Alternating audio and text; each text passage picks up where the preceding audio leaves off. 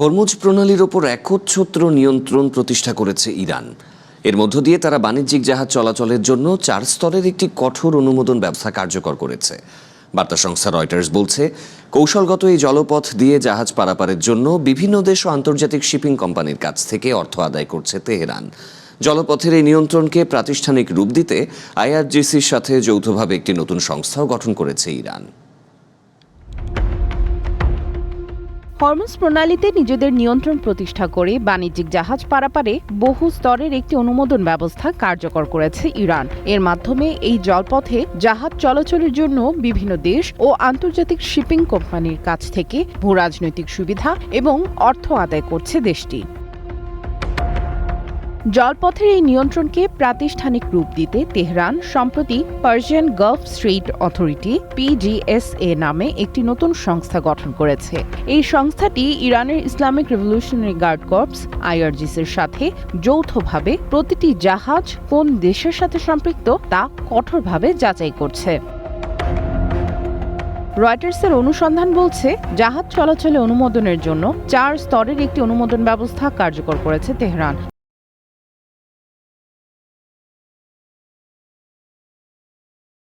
প্রথম স্তরে ইরানের মিত্রদেশ রাশিয়া ও চায়নার সাথে সম্পৃক্ত জাহাজগুলোকে অগ্রাধিকার ভিত্তিতে দ্রুত পার হওয়ার অনুমতি দেওয়া হচ্ছে। দ্বিতীয় স্তরে রয়েছে ভারতের মতো দেশগুলো, যাদের সাথে তেহরানের ঘনিষ্ঠ দ্বিপাক্ষিক সম্পর্ক রয়েছে। সরাসরি ইরানি নৌবাহিনীর দিক নির্দেশনায় সুনির্দিষ্ট নিরাপদ রুট ব্যবহার করছে এ দেশগুলো। এরপর তৃতীয় স্তরে এমন দেশগুলো রয়েছে যারা কোনো জোটে নেই। তাদের জাহাজ পার হতে হলে সংশ্লিষ্ট সরকারকে সরাসরি ইরানের পররাষ্ট্র মন্ত্রণালয় ও সুপ্রিম ন্যাশনাল সিকিউরিটি কাউন্সিলের সাথে বিশেষ চুক্তি করতে হচ্ছে।